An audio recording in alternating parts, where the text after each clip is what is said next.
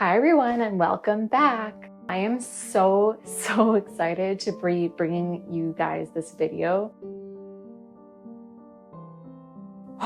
So this video is going to be all about how I made my first ever historical recreation of an extant corset.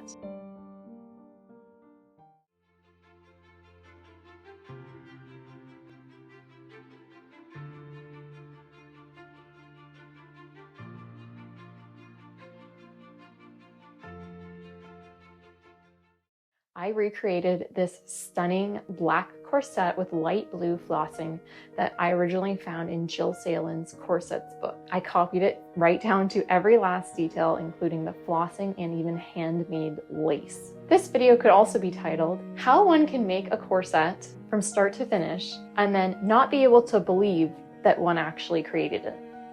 Sound confusing? It is to me too. Also, every sewing project has its lessons for me, and this project definitely challenged my sense of perfectionism with a lot of small challenges that came up along the way. Okay, so at this point, some of you might be feeling a bit confused. Catherine, don't you make historical reproductions all the time? Isn't this what your channel's all about? Well, technically, the answer to that is no. What I'm defining as a historical reproduction is actually when I look at an extant corset from history and I really try my best to recreate it right down to every last detail. In the past, all I've really done is possibly used historical patterns, possibly not, possibly just made my own patterns inspired by history and then not actually copied every last detail of a certain garment. This time I just loved the corset in Jill Salen's book and I decided I was going to challenge myself and try to recreate it as closely as I possibly could. So this means that not only is the pattern the same, but the fabric, to the best of my ability, is the same, the flossing is the same, the lace is the same, everything is just the same. The cording, you name it, the boning, everything. So where did I begin? I'm going to be diving right into all of the juicy details about that. But before we begin, I just want to give you guys a short demo of my Victorian custom corset making course. Have you heard about my latest online course? Victorian Custom Corset Making is a one-of-a-kind, lifetime access online course, which walks a beginner through the process of making a Victorian custom fit corset from start to finish. This course includes 4 hours of video, written instructions, photos, a year of included one-on-one coaching, so I can help you work through any problems that come up during your corset making project. To learn more, click the link in the description. Thanks for listening. Okay, so how on earth did I look at a picture of an extant corset and somehow turn it into a real physical corset that fits me, that has all the details right? Well, it's a long story, so we're going to be starting with how I created the pattern and made a mock-up. Okay, so in fact, this was my first ever corset pattern that I've created where I used an entirely new approach to making the pattern than what I've ever used before. In fact, I've actually never personally known anyone who has made a corset pattern in this same way. Now, I'm sure there are people out there who have done this, but I don't personally know any of them. So first of all, let's just briefly outline the 3 main ways that people go about getting a corset pattern. So the first most obvious method is to just go out and buy a commercial pattern. And I think that's probably what most corset makers do, and there's no shame in that at all. The second method would be getting a historical pattern from a book like Jill Salen's Corsets book or Nora Wa's Corsets and Crinolines, which are scaled down patterns. And so you have to usually manually scale it up, and then you have to alter said pattern to fit your own body. Option number 3 for getting a corset pattern is using a book such as Mandy Barrington's Stays and Corsets, which walks you through instructions to actually draft a pattern to your own measurements based on different historical styles of corsets. And this book is definitely very helpful if you can find a corset in one of her 2 volumes of book in the style that you want to create. Okay, so as I mentioned before, the pattern and inspiration for this corset came from Jill Salen's Corsets, and Crinolin's book. In the past, when I've used patterns from here, I would just manually scale it up and then adjust it to my body.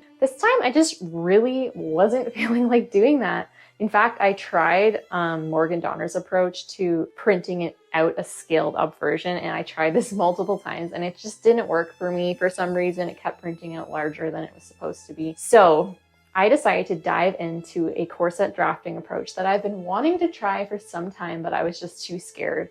And that approach is basically, you have all your own body measurements. Now, I already have my body measurements recorded in a spreadsheet, and I have a bodice block drafted based on those measurements. So I used that as a base, and I used my spreadsheet with my measurements. And so then I looked at the corset pattern and I did a whole bunch of calculations, which nearly broke my brain. And I basically calculated what percentage of the overall bust, waist, and hip measurement each given panel should be taking up. Sounds really confusing, and it was really confusing. And it took a lot of trial and error and a lot of doing and redoing of the calculations, and my mind nearly broke, as I said. But eventually, I was able to draft a pattern to this approach.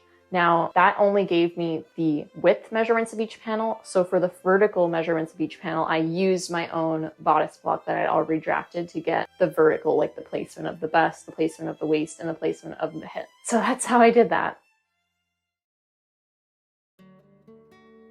Once I had the pattern, I drew out my pattern onto printer paper as opposed to a thinner type of pattern paper. And then I was able to do something really cool and really time-saving, which was essentially making a paper mock-up. Now, don't freak out. I still did a fabric mock-up. But what this paper mock-up allowed me to do was to essentially eliminate a very large error that was present in the pattern that I hadn't caught until I was trying to actually tape these panels together. And I was like, uh-oh, big mistake.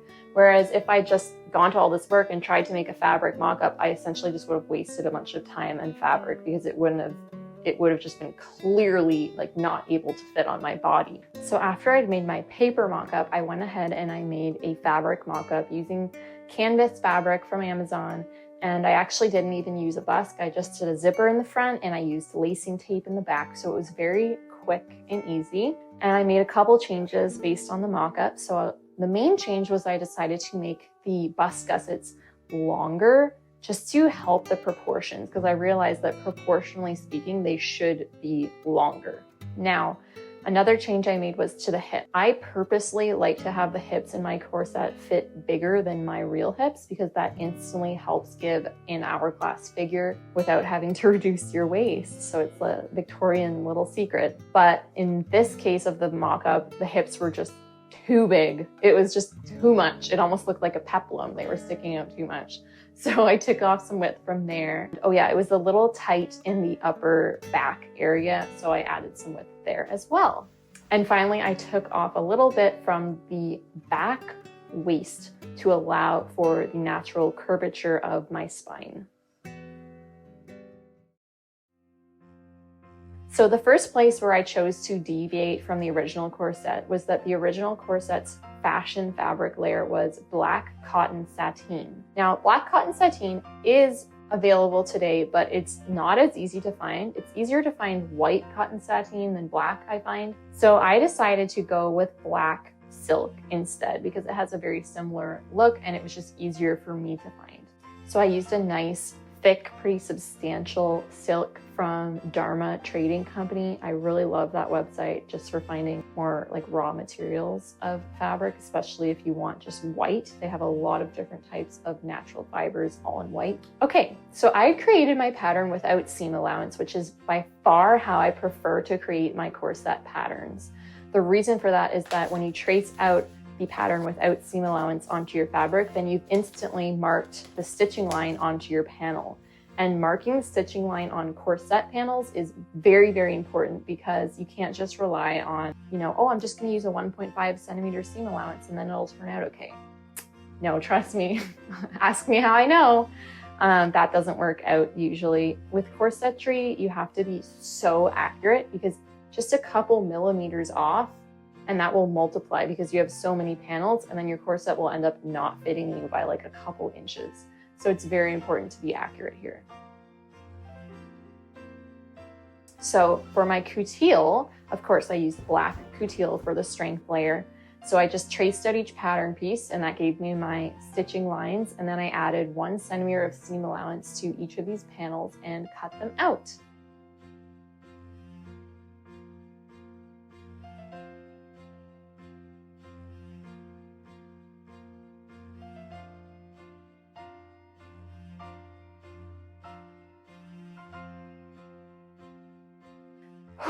So cutting out the silk was more complicated. Why was this?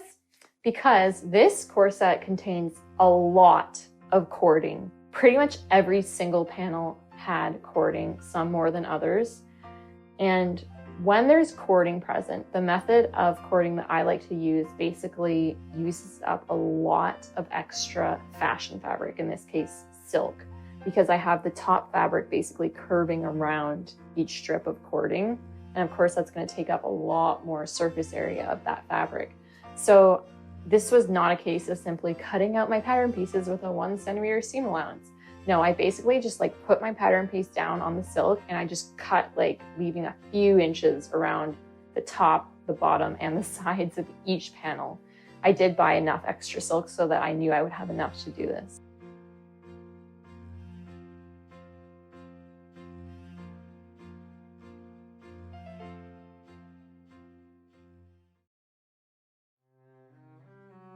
The cording is, in my opinion, the coolest part of this corset. To my mind, when you see cording in a corset, it instantly elevates it from looking modern to looking very historical, because cording is one of those historical garment details that we don't really do anymore in the modern day because it's too time consuming, or we no longer have cording machines like they had in the Victorian era. So interestingly enough, this corset contains 2 different types of cording, and I imagine that in the extant corset, they were probably done differently. So if you look at the bust gussets on this corset, you can see that they have cording, and it's very, very fine cording, and it covers up the whole panel. So I imagine that this cording would have been done by a cording machine, which were readily accessible in the Victorian era, and you could just buy, corset makers could buy corded fabric. And that just sounds like a dream to me. But of course, that's not accessible to us anymore in the modern day. So I had to do this by hand. Well, not by hand, technically. I was using my sewing machine. And so the way I did this was by using cotton yarn and basically just stitching a bunch of channels with the cotton yarn in it. Now, cording is a pretty complicated process. So if you would like to have a deep dive into the process of how to do it, my Victorian custom corset making course, which is linked in the description, goes into a lot of great detail about cording. I'll just say that the cording took a very long time. There were 4 bust gusset panels that had to be completely corded from top to bottom. And it basically felt like a good day's work if I got 2 of those 4 done in 1 day of work. Now, that's not solid 8 hours of work, obviously. I'm a busy mom, so maybe 4 hours. It probably took me at least an hour per panel, and it was tedious work. It was the kind of work where, you finish 2 and you feel like, okay, I'm done sewing for the day. I can't do any more.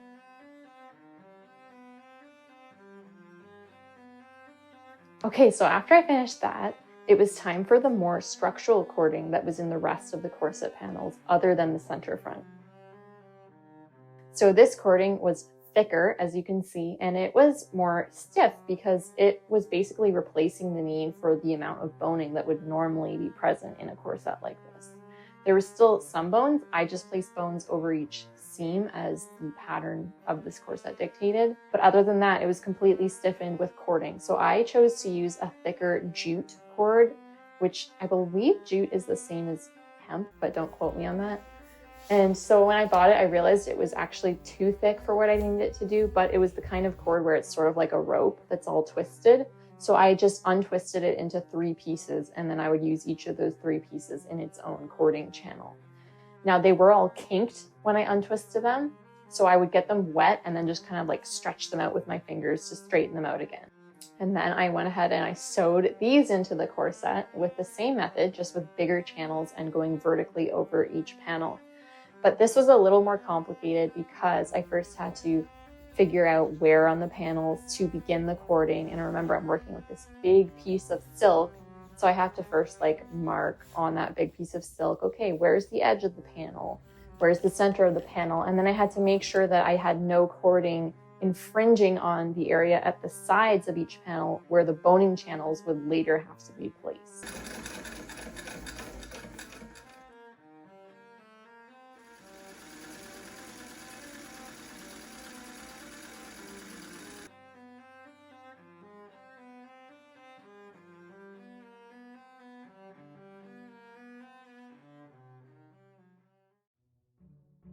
Okay, so now let's talk about the busk and the eyelets. So I like to add my busk and eyelets in before attaching all the panels together. This really just helps my morale because building a corset is a lot of work and it really is easy to get bogged down in it.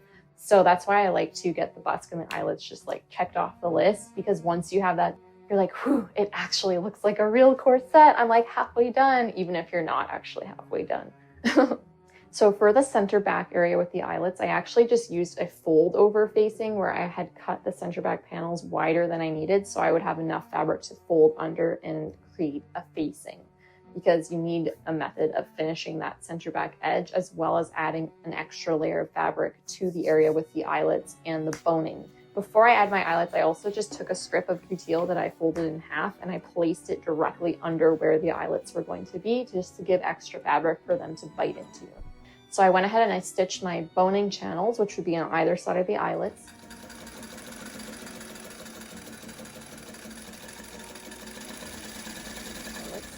And then I marked where my eyelets would be. I chose to just have every eyelet about 2 to 3 centimeters apart. I think 2 centimeters apart, because that was what the original corset had. It just had evenly spaced eyelets all the way down, and they were about 2 centimeters apart. So then I went ahead and I set my eyelets. I don't have footage of this because I set my eyelets currently in my basement on a workbench on an anvil.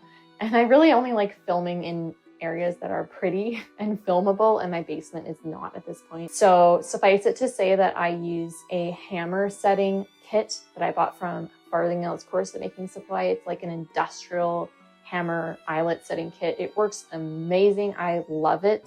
Next to having an eyelet press machine, which I think would be nice to get at some point, this is the next best thing. It is like leagues better than those annoying like eyelet pliers. I hate those. They've never worked for me and they hurt your wrists. And bleh. To add the busk, I first added my center front facings on either center front panel and then just inserted my busk in the usual way. Busk insertion is more intimidating. It's probably one of the most intimidating things I would say to a beginner when it comes to corset making. So if you would like a deep dive into that topic and just a guide through the whole process, my Victorian custom corset making course, linked below, is for you. Finally, after the loop and the knob sides of the busk were in place, I just top stitched around each edge of the busk.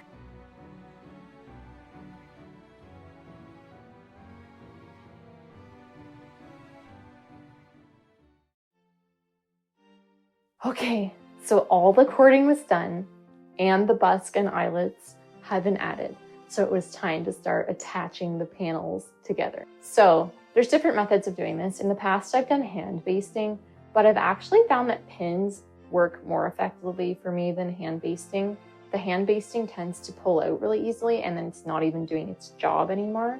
And in this case, what its job is, what you want your pins or your basting to be doing is holding each panel firmly together exactly so that each stitching line meets exactly over the other stitching line. You don't want any shifting where this stitching line is further out than this stitching line, because then you're just going to lose the shape of your corset. So what I do is I basically pin baste.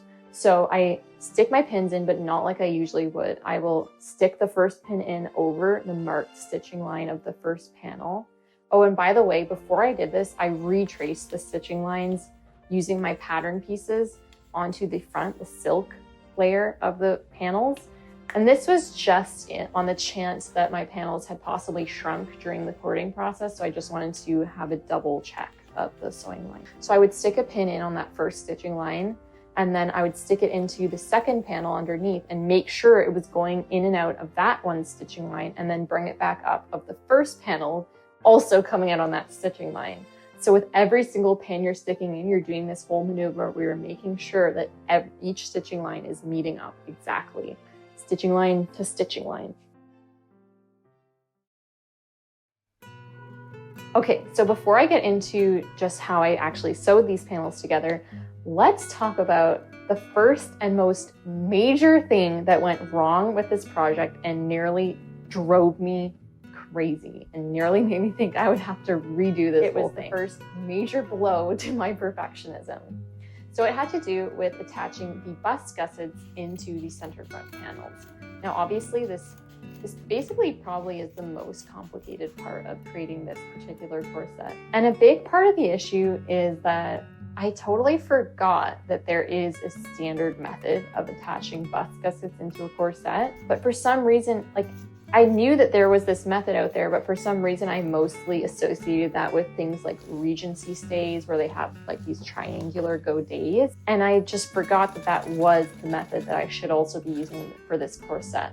And that method is the method that you should be doing for this kind of maneuver is you should first press under the raw seam allowances of the opening into which you're going to be adding your gusset.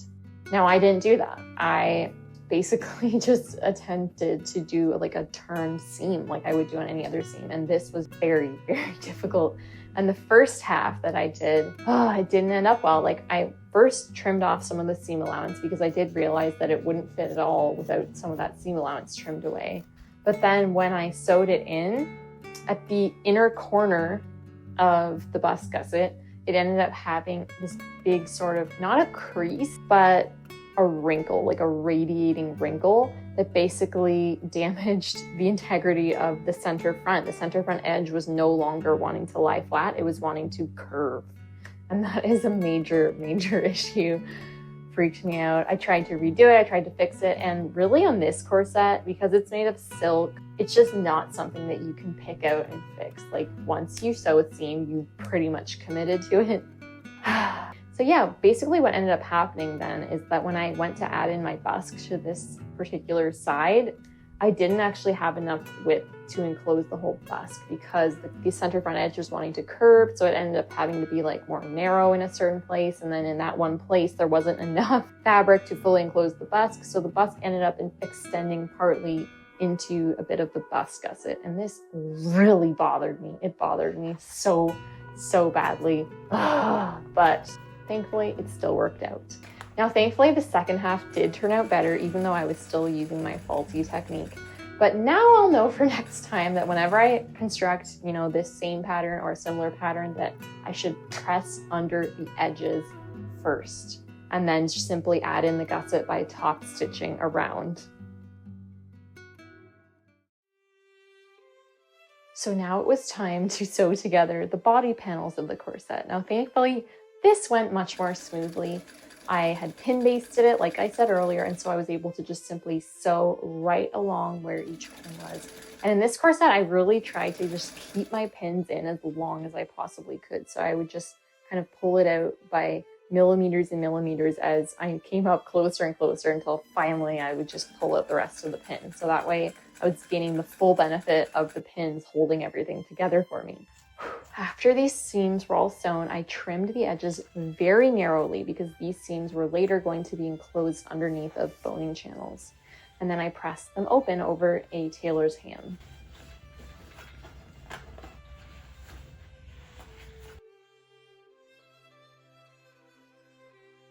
Okay, so now let's talk about boning and boning channels for this corset.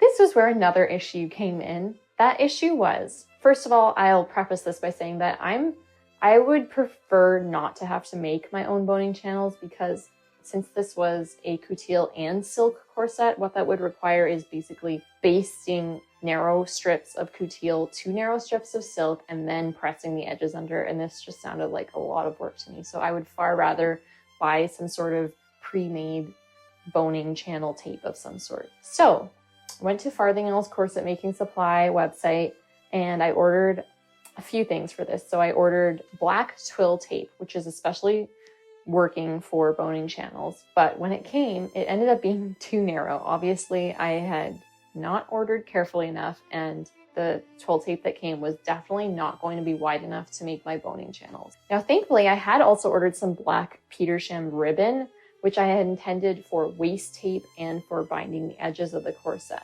Thankfully, the Petersham ribbon was just the right width for my boning channels if I would fold it in half. So I ended up having to use all my black Petersham ribbon for boning channels, and I had to use white Petersham ribbon for the waist tape, and we'll talk about the binding in a few minutes. So I would first press my strips of Petersham ribbon in half, and then I basted them onto the center front panel because that placement had to be very specific because one of them had to curve quite a bit to enclose the Busk Gusset seam and then to go down to the bottom where it was supposed to be at. So yeah, that was a bit tricky. And then it was time to machine stitch these in place. This was so nerve-wracking. It felt the same as taking an exam in school. Like, it was that kind of feeling. I was like hunched over my sewing machine, like sewing really slowly and just like telling everyone to stay out of my sewing room. It was very stressful, but I got it done. Thankfully, it all worked out. There were a couple seams I had to unpick and redo, but it's okay, it worked out. Okay, so now let's talk about adding the boning to this corset. So as some of you may know, I am a synthetic whalebone lover. That is usually the only type of boning I will use, even for the center back around the eyelets. I just love it so much. It's easy to work with, it's flexible, it forms to curves well, it forms to your body shape. In this particular corset, I was just feeling like I wanted to try something different. And this extant corset used steel boning. Now, I wasn't sure if it was spring steel or spiral steel. In hindsight, some of it may have had to have been spiral steel, but at the time when I was buying my boning, I just went for all spring steel, which is just the standard white flat steel bones. Now, when I was sewing my boning channels, a problem that I instantly could see with this was that one of the channels, the one that went over the seam of the Busk Gusset and then came down, was very curved. And I'm talking about side to side curve. The problem with this is that there's really only one type of boning that can deal with that, and that's spiral steel, because it can bend from side to side as well as front to back. And the spring steel, I was very skeptical if it was going to work or not. So let's just talk about how I cut all my boning first. So I went ahead and I got my spring steel boning and I cut it to length using tin snips. And I even used my Dremel drill for the first time to smooth out the ends. And this was pretty cool, discovering that that works pretty well and pretty fast. Well, okay, I inserted some of the steel boning, the center back, and right next to the busk. And this was a great place for the steel boning. Not gonna lie, steel boning really shines when it comes to applications like this, next to the busk and next to the eyelet. But next came the inserting the steel boning into the bust area. And this is where the problem started. So I inserted one of the steel bones into that very curved channel, and I was able to get it to work fairly well by actually bending the steel bone in the place where the channel curved. And that did help it not to twist completely sideways in the channel, but it was still, I could tell it was still sitting. It was twisting a little bit. It was wanting to twist because that channel was so curved. And I was not feeling good about that, because if a bone is just always a bit twisted in the channel, it's eventually going to wear right through that channel. And another problem was, this was the most heartbreaking problem with the boning, the steel boning, was all of the beautiful, delicate, subtle curves that I had worked so hard to draft, cord, and sew into this corset were just being squashed and flattened out by this heavy-duty, aggressive steel boning. It was just not working with the subtle curves of this corset. It was just like, ugh, just too much. So that was the thing that was the straw that broke the camel's back, that I actually decided to take out all that steel boning that I worked so hard to finish the edges on and replace it with synthetic whalebone. Oh, the tried and true. Now, if you're wondering how the synthetic whalebone worked in that very curved channel, I will say that ideally, I think spiral steel would have been best in this channel, but I didn't have spiral steel and I didn't want to make yet another order of corset making supplies and have to wait for it to arrive. So I used my synthetic whalebone and it worked quite well. And the good thing about synthetic whalebone is it's easy to bend into a curve. And I think the more curve this bone has in it, the more it will be able to lie flat. And even if it is a little bit twisted in the channel at times, it's less heavy duty and aggressive than that steel, so it's less likely to be very noticeable that it's twisted or to wear a hole through the channel. So I'm very happy. Once I got that synthetic whalebone into one half and I had the steel still in the other half, you can really see the difference between the two and how those curves were just being squashed and straightened out on the steel side, and then how they're being basically exaggerated on the synthetic whalebone side. I even decided to experiment with adding steam from my iron to heat up the boning and then bending it into shape. And this was really cool. And you can really see the amount of curves this corset instantly got once it had the boning added. It was really amazing to see, even just sitting flat on the table. It's just so curvaceous and delicious looking.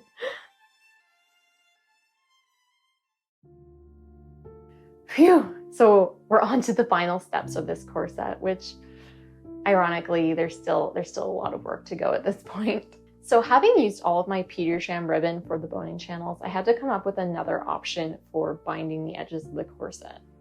I wanted the binding to be, number one, attractive. Number two, have a wider look of binding than I would normally do, because I felt like that would just suit this corset better, as well as allowing a lot of room for the decorative stitching that would later take place along the binding. And thirdly, I wanted the binding to be strong enough and substantial enough that there would be no danger of wear and tear happening and wearing holes through the binding over time. So what I opted to do was to cut straight strips of silk as opposed to bias strips, because bias strips are more likely to wear and tear over time. Straight strips are less likely, and silk is pretty strong even though it's thin. Since it was so wide as well, it would just be tougher over time. So I cut straight strips of silk, ran it through my widest bias tape maker, and I had my binding ready to go. This was basically the first corset I've ever made where I did the horrible, awful crime of sewing the binding on completely by machine rather than hand stitching on the second pass like I normally do.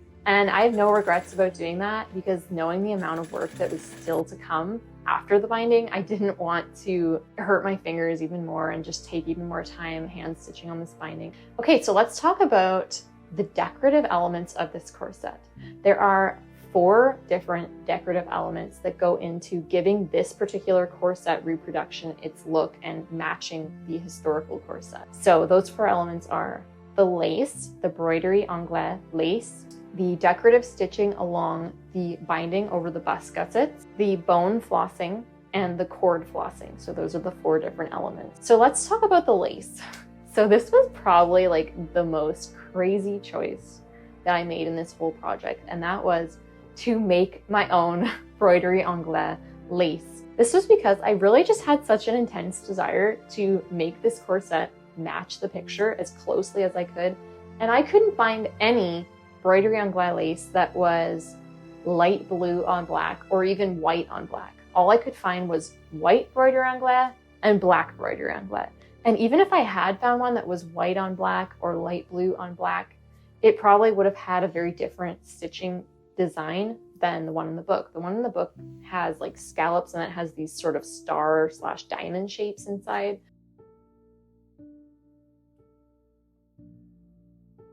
I just decided I would just dive in and do this crazy choice and try to make my own broderie anglaise lace and see how it went. So I have actually recorded a whole video all about how I made the broderie anglaise lace. I'm not exactly sure when it's going to be posted in relation to this video. Just be aware that that video is going to be posted soon, and whenever it is posted, it will be linked also in the description of this video. So if you're watching this sometime after it has originally been posted, just check the description or the cards, it will be linked. Okay, so now let's talk about the cord flossing. The cord flossing was what I did first because I just figured it was best to practice on something a bit easier. So I started at the bottom, the back, and the cord flossing is basically like this cool sort of zigzag pattern with these stems and little flowers that come up and down from it.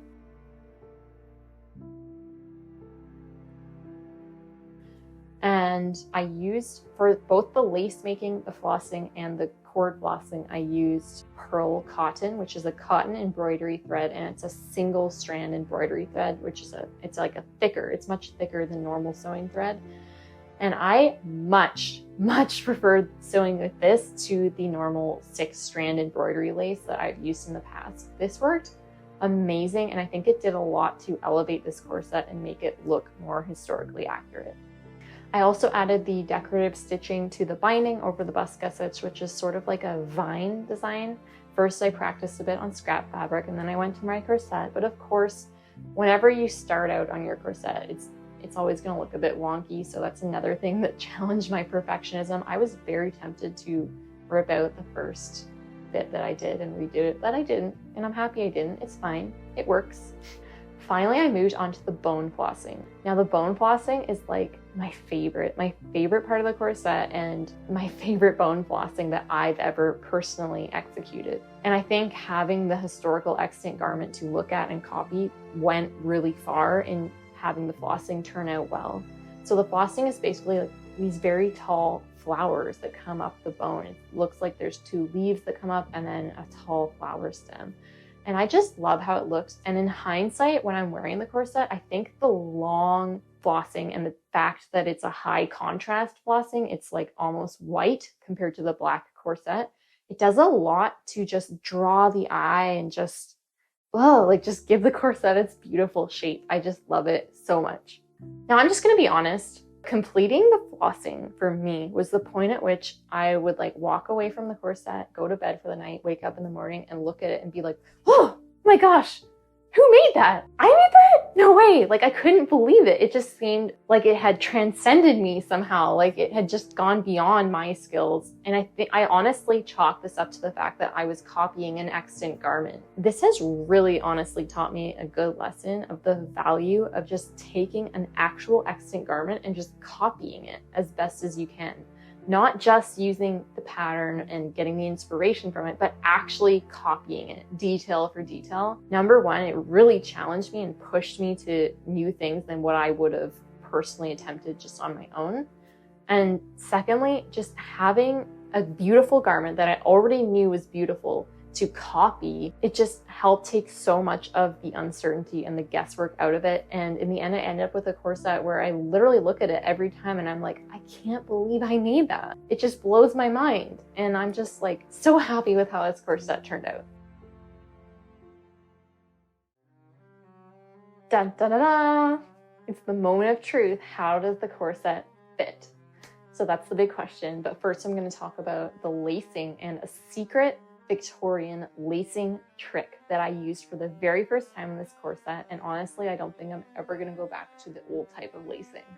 Okay, so I knew this corset was going to be a bit tight in the upper back, just from a fitting that I'd done a bit earlier in the sewing process.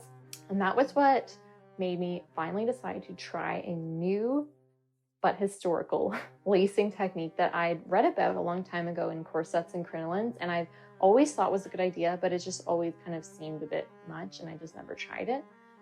But the fact that I knew that I was going to need the lacing gap to be a bit wider at the top triggered me to try this. So here's the lacing trick. First of all, let's talk about the way the corset fits and the way Victorian corsets fit.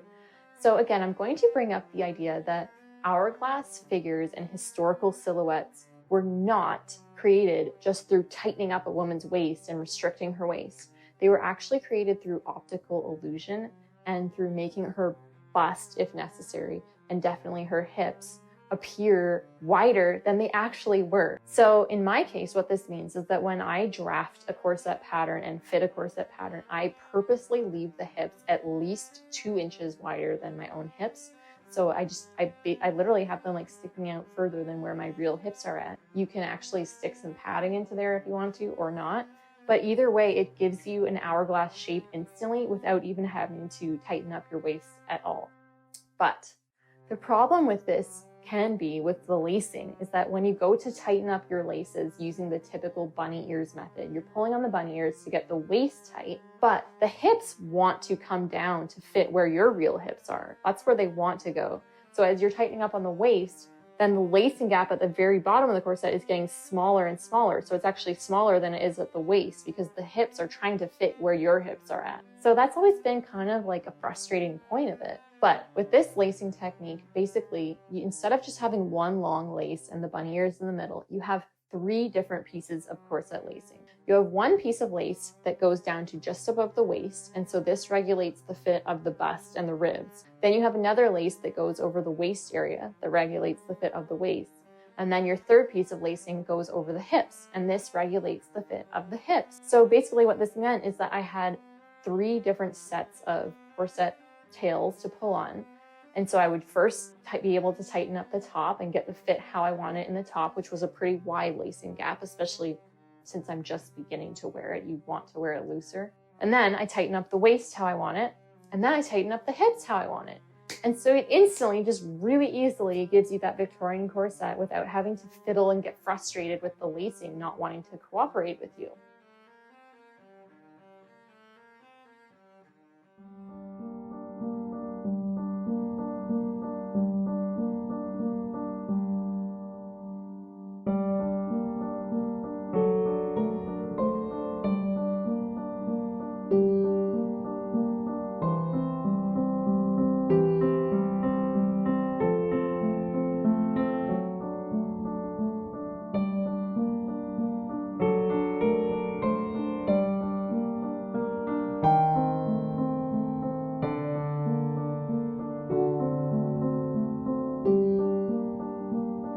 Okay, so how do I like this corset? Oh, I love it. I love it. I love it. I love it so much.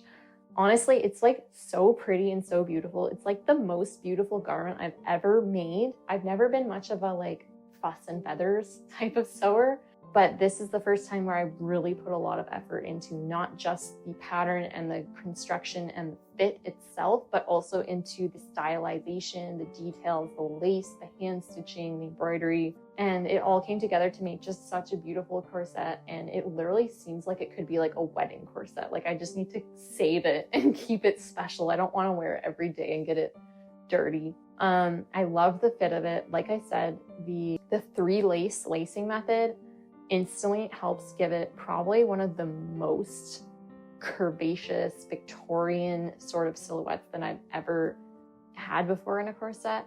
And I absolutely love, love, love how the bust fits on this corset. It's probably like the best bust fit I've ever gotten from a historical mid-bust corset before. Oh, like the shape of it, how rounded it is, how it holds its shape even when it's on the table. And I chalk a lot of this up to the cording going across the bust because it's kind of holding the horizontal shape as well as the vertical shape with the boning. I just love how it turned out. And remember guys, if you would like to learn corset making like this, I do have an online course, Victorian Custom Corset Making. It's linked in the description. It walks you through every step of making a corset and it's geared for total beginners. So I definitely recommend you to try that out. Okay guys, thanks so much for watching the video. If you enjoyed it, give it a like or leave your comments and questions below. Let me know what you're working on. I'd love to hear from you all. All my social media links are in the description, as well as the accompanying blog post for this video, which dives into all of the details of this make written down for you with photos. So especially if you're planning on making something similar to this, that would be really helpful for you to check out. I'll see you all soon.